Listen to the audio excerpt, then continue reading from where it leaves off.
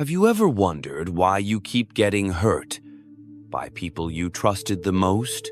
Not strangers, not enemies, but the ones you welcomed into your life with open arms, soft words, and silent hopes. They smiled. They reassured you. They promised they were different, and you believed them, not because they proved it, but because you wanted to. There's something dangerous about that kind of wanting, isn't there? The need to believe in the goodness of others, the hunger to see the best in people, even when reality whispers otherwise. And maybe that's the first betrayal, not theirs, yours. Because deep down you saw the red flags. You felt the hesitation in your gut, the pause before their answers, the contradiction between their words and their actions. But you silenced those instincts. You convinced yourself that doubting them was worse than being hurt. Why? Because you were raised to believe that trust is noble, that to question is to be paranoid, that to withhold is to be broken. But what if it's the opposite? What if trust is not always a virtue but a gamble? And what if you've been gambling with the most sacred thing you have, and your peace? This is not about turning cold. It's not about building walls so high no one gets in. It's about finally seeing clearly what has always been there. People are not who they pretend to be. They are who they are when no one's watching. And too often, you've confused attention for affection, persistence for loyalty, charm for character. Have you noticed how the people you trust the quickest often hurt you the deepest? That's not coincidence. That's a pattern. But it's not just their pattern. It's yours. You trust too quickly. You hope too hard. You forget to observe. You forget that trust must be earned, not given as a gift to anyone who knows how to say the right thing at the right time. And maybe it's time you stopped being so generous with your faith. Because the truth is, not everyone deserves access to your softness. Not everyone can be trusted with your story. And not everyone will protect the version of you that believes in them. Machiavelli once said, "The promise given was a necessity of the past. The word broken is a necessity of the present." He wasn't being cynical. He was being honest. He understood what most people still don't want to admit: trust is currency. And in a world where everyone's trying to buy love, loyalty, or power, you better know the value of what you're handing out. So before we go any further, ask yourself, when was the last time you trusted someone and it felt like you were slowly disappearing? Maybe that's why you're here now. Not for answers, but for clarity. And maybe, just maybe, to stop betraying yourself in the name of trusting others. You weren't wrong for trusting them. You just didn't understand them. That's the part no one tells you. Trusting someone doesn't make you naive, but not knowing who they truly are, that's where the wound begins. You thought your trust would inspire loyalty, that by being open, honest, and kind, the other person would reflect that energy back to you. But they didn't. They saw your softness, and instead of protecting it, they used it. And now you carry a story you don't talk about. A familiar loop. Trust. Disappointment. Self-blame. You say to yourself, maybe I was too much. Maybe I expected too fast. Maybe I misunderstood. Number. You weren't too much. You were just too unaware of the games people play. There's something brutally ironic about being a good person in a world that rewards masks. The kinder you are, the easier you are to deceive. Not because you're weak, but because you assume others think like you. You give the benefit of the doubt. You interpret silence as someone processing, not withdrawing. You explain away the inconsistencies. You stay loyal to people who wouldn't hesitate to walk away from you. Why? Because your mind was taught to mirror, not to analyze. You didn't grow up learning about manipulation, projection, power dynamics. You were told to be kind, to forgive, to understand. But no one prepared you for what happens when that kindness meets someone who only sees opportunity. The truth is, people don't always lie with words. They lie with intentions, with timing, with consistency. They show up just enough to keep you believing, but not enough to truly be there. And the most dangerous ones, they don't even know they're doing it. They're not plotting. They're acting on impulse, on need, on emotional convenience. You think you're building something meaningful. They think you're a safe space to escape from their own emptiness. You think you're helping. They think you're easy to manipulate. This is why the most generous people often carry the deepest scars. Because they've been taught that trusting is noble, and they never realized that not everyone plays by the same rules. You can't love someone into becoming honest. You can't give so much that it rewires someone's character. And yet, you keep trying, because part of you still believes if you just love harder, stay longer, understand deeper, they'll change. But the truth is, they won't. Not because they're incapable of change, but because they have no reason to. You already gave them everything without asking for anything real in return. It's not your fault you didn't see it sooner, but it will be if you see it now and keep pretending you don't. The world isn't cruel. It's just indifferent to your softness. And until you stop giving it away so freely, it will keep being used against you. There's a name that often makes people uncomfortable: Machiavelli. Say it, and most imagine manipulation, cold strategy, the ruthless pursuit of power. But that reaction misses the truth. Machiavelli wasn't cruel. He wasn't evil. He was honest. Honest in a way the world still isn't ready to face. Because while others wrote about how people should behave, he wrote about how they actually behave. He didn't dress up reality in morality. He stripped it bare. In The Prince, Machiavelli said, "Men are ungrateful, fickle, false, cowardly, covetous, not because he hated people, but because he observed them closely, relentlessly. And what he saw was this: people will be loyal only as long as loyalty benefits them. They will be kind only as long as kindness is convenient. They will seem honest as long as the truth serves them. Beyond that, everything becomes strategy." He saw it in kings, in peasants, in lovers, in allies. He saw it in the promises made before power and the betrayals that always followed. And if you think that doesn't apply to your life, think again. Look around.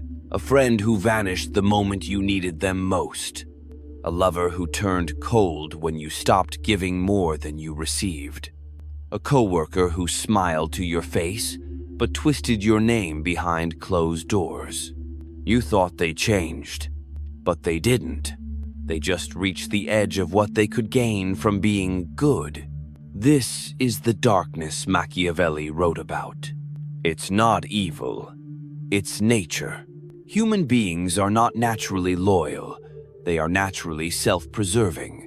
And when you understand that, you stop expecting people to act against their interests simply because you were kind to them. You stop thinking your honesty will inspire theirs. You stop believing that love will always be returned just because it was offered without condition. This doesn't mean people are incapable of goodness. It means goodness is not the default. It's a choice, one that many abandon the moment it no longer suits them. Machiavelli wasn't asking you to become ruthless. He was begging you to stop being blind. He wrote, "A wise man should always follow the paths beaten by great men and imitate those who have been supreme." But then he added, "When he cannot do what is best, he must do what is necessary." Sometimes, protecting yourself is what's necessary. And yet, most people don't, because they want to see the best in others. It feels better. It's more romantic, more hopeful, but that hope can be a drug. And the withdrawal? It looks like heartbreak, betrayal, confusion. You keep asking, why did they do this to me? But Machiavelli would ask a different question. Why did you think they wouldn't? Not from bitterness, from clarity. Because once you understand how people really work, you stop offering trust like a charity. You learn to observe, to wait, to test. You let time reveal what words try to hide. And the truth? People reveal themselves when they stop needing you. That's when the real character shows. Until then, what you see is often performance. A calculated expression of whatever they believe will keep them close to what they want. Your support, your attention, your forgiveness, your love. The worst betrayals don't come from strangers. They come from people you gave the benefit of the doubt to, even when your instincts whispered otherwise. Machiavelli wasn't trying to make you cynical. He was trying to wake you up. Because if you keep trusting just because you want to believe in the good, you're not seeing reality. You're rewriting it. And that kind of delusion always ends in the same way, with you hurt, them gone, and a question echoing in your chest. How could they? But maybe the better question is, how could I have trusted someone I barely knew, simply because they seemed nice? The truth is cold, but it's clear, and clarity is a kind of freedom. You don't have to become suspicious of everyone, but you do have to stop assuming everyone's heart works like yours. Because while you're trusting from a place of hope, they're often acting from a place of gain. And if you don't learn to tell the difference, you'll keep paying for a lesson Machiavelli tried to teach 500 years ago. She was the kind of person everyone described as too nice. Always available, always saying yes, always giving more than she received, even when it hurt. She didn't think of it as weakness.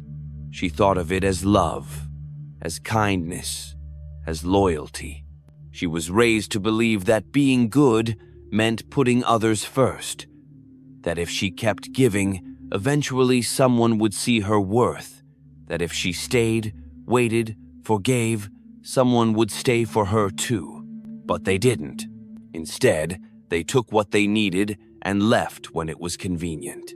They praised her loyalty while slowly draining her of her strength, and she let them. Not because she was blind, but because she believed it would all mean something in the end. Years passed. So did the people. And each time she rebuilt herself a little quieter, a little less trusting, a little more tired, until one day she realized something had changed. She no longer recognized herself. She used to laugh easily, dream boldly. She had plans, desires, edges, but somewhere along the way, she gave those pieces up. She softened every opinion to avoid conflict. She dimmed every ambition to seem less threatening. She swallowed every no because she was afraid of disappointing someone. And in doing so, she disappeared. Not all at once, but slowly, softly, in the name of being good. That woman might sound like someone you know. Or maybe that woman is you. Maybe you've been living on autopilot, showing up for others, ignoring the voice in your chest that keeps whispering, "This isn't love. This is exhaustion." Maybe you've lost count of the times you forgave too soon. The times you stayed when you should have walked away. The times you convinced yourself, they didn't mean to hurt me. But intentions don't erase impact. You don't get medals for loyalty to people who never earned your trust. And being good isn't noble if it costs you your sense of self. She didn't realize it until it was too late, that in giving so much of herself away, she had nothing left for herself. She wasn't respected. She wasn't seen. She was useful. And when she stopped being useful, they vanished. She thought her kindness would create connection, but it created obligation. She thought her silence would keep the peace, but it became permission. And now, sitting alone with the weight of everything she gave, and the emptiness it left behind, she wonders, what would have happened if I chose myself sooner? This is not a story of failure. It's a mirror. Because sometimes the greatest betrayal isn't what others do to us. It's what we allow while telling ourselves it's love. You may think you're protecting the relationship, but sometimes you're just abandoning yourself.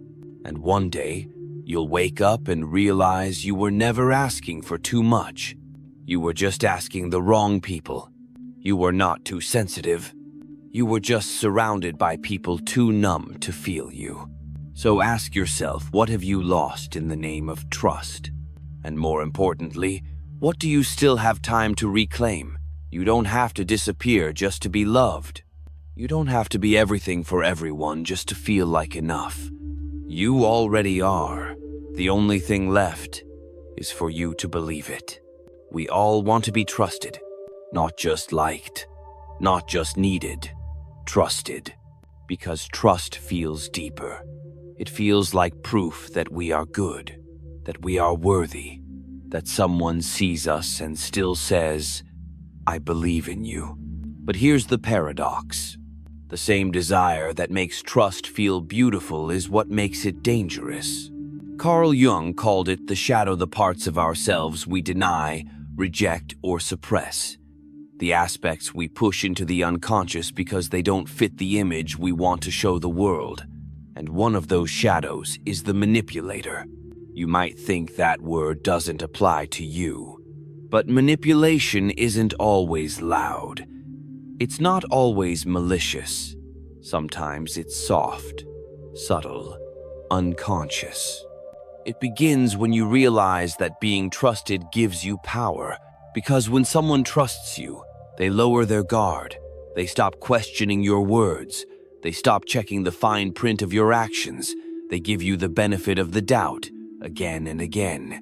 And without realizing it, that trust becomes a tool. For some, it becomes a way to avoid accountability. For others, it becomes a way to control outcomes. And in its most seductive form, it becomes a mirror. You reflect back to people what they want to believe. About themselves, about you, about love, about loyalty. This isn't always intentional. Often it's instinctive. But Machiavelli saw it for what it was. He said that most people are not guided by morality, they're guided by advantage. They do what's right until doing wrong serves them more. He didn't call this evil. He called it reality. And that reality is hard to accept, especially if you were raised to believe that people are good at heart. But even Jung warned that the unconscious, when left unexplored, directs our lives, and we call it fate. So what happens when your desire to be good, to be seen as trustworthy, blinds you to how others are using you? You don't see it coming, because the ones who manipulate best rarely look like manipulators. They look like victims, like friends, like partners, like people who just need a little more time, a little more understanding, a little more forgiveness, and you give it because you want to believe in them. But belief without boundaries is not compassion, it's self-neglect. And this is where the psychological trap deepens. There's a pattern in relationships, personal, professional, romantic, that plays out over and over. Someone enters your life. They're charming, open. They make you feel special, needed, safe.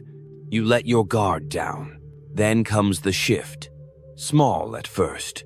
Less reciprocity. More excuses. Subtle guilt. They start testing how far your trust goes. How much you'll excuse. How much you'll forgive. And if you keep giving, they keep taking. Not because they're always evil, but because the unconscious rewards what works. And if being manipulative gets them what they want without consequence, they'll keep doing it.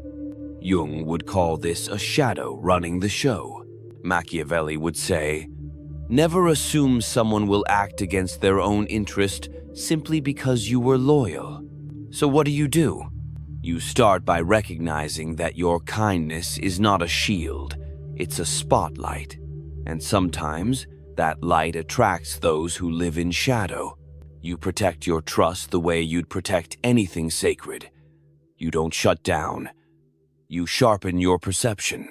Learn the signs, the inconsistencies, the deflections, the silences that should have spoken. And most of all, learn to trust your own discomfort. When something feels off, it usually is. The mistake isn't that you trusted. It's that you trusted without observation, without boundaries, without remembering that people don't reveal who they are with words. They reveal it with patterns. So the next time someone says, "Trust me," pause. Not because they're lying, but because real trust isn't requested. It's earned. And once you understand how the shadow operates both in others and within yourself, you'll stop offering blind faith. You'll stop hoping that goodness is enough to protect you. And you'll start seeing people not for who you want them to be, but for who they choose to be when trust is no longer useful to them. You don't need to become cold to protect yourself. You just need to become clear. The world will often tell you that you have two choices: be open and get hurt, or shut down and never feel anything at all. But that's not the truth. The real path isn't between love and isolation. It's between blind trust and conscious choice. You've spent enough time confusing loyalty with wisdom, patience with self-worth, silence with strength. And now it's time to rewrite that story. Because trusting everyone is not a sign of your goodness. It's often a sign of your wounds, your need to be liked, to be accepted, to avoid conflict at all costs. But here's what no one teaches you. Discernment is not coldness. Boundaries are not cruelty. Asking someone to earn your trust is not arrogance. It's self-respect. Machiavelli never said, "Don't trust anyone." He simply said, "Don't trust before you see the truth." That's not pessimism. That's precision. And maybe you've learned that the hard way, by offering trust like a gift before anyone proved they deserved it. By believing the story someone told you, instead of watching how they lived it. By assuming intentions meant more than actions. It's okay. That pain has a purpose. Clarity. You are not here to close yourself off. You are here to remember your power. And your power begins when you stop reacting to how others treat you and start responding from your own values. Not everyone deserves your full access. Not everyone gets a seat at your table just because they asked nicely. You get to choose. That's what this moment is about. Not hardening your heart, but sharpening your vision. Because trust, when placed wisely, is still one of the most powerful forces in the world. It creates depth. It builds bonds. It opens the door to real connection. But when given too freely, it becomes a weapon turned back against you. So ask yourself not who to trust, but how. How long have they been consistent? How do they act when you set a boundary? Do their words match their behavior? Let time be your filter. Let patterns be your proof. Because the people meant for you will never be threatened by your discernment. They'll welcome it. Because they're not here to manipulate your softness. They're here to meet it with truth. And you're not weak for having trusted. You were hopeful. And hope is not the problem. The problem is when hope overrides awareness. Now, you get to walk differently. Not colder, but wiser. Not softer, but stronger. You don't need to protect yourself from the world. You just need to protect yourself from the parts of you that want to believe a fantasy instead of seeing the facts. Your ability to trust is still beautiful. It just needs direction. So no, you don't have to become someone else. You don't have to stop believing in people. You just have to start believing in yourself more. Enough to pause. Enough to watch. Enough to wait until someone shows you, not tells you, who they are. That is the kind of trust that heals. The kind that connects. the kind that lasts. You don't need to stop trusting. You just need to place that trust where it belongs. Not in every smile, not in every sweet word, but in those whose actions speak louder than their promises. In those who show up, not just when it's easy, but when it's inconvenient. In those who make you feel safe without asking you to shrink. Trust is still sacred, still powerful, still beautiful, but only when it's held with intention. So maybe today is not the end of your softness, but the beginning of your discernment. Maybe now, you don't give less love, you just stop handing it to people who treat it like a convenience. Let your trust be a gift, not a default. And if you've ever lost something because you trusted the wrong person, your time, your peace, your sense of self, you're not alone. What have you lost because you trusted too soon? Leave a comment. Your story might help someone feel seen. You're not walking away from your heart. You're just learning to carry it wiser. Step by step, forward again. Still soft, still strong. But this time, walking through the dark, with your eyes open,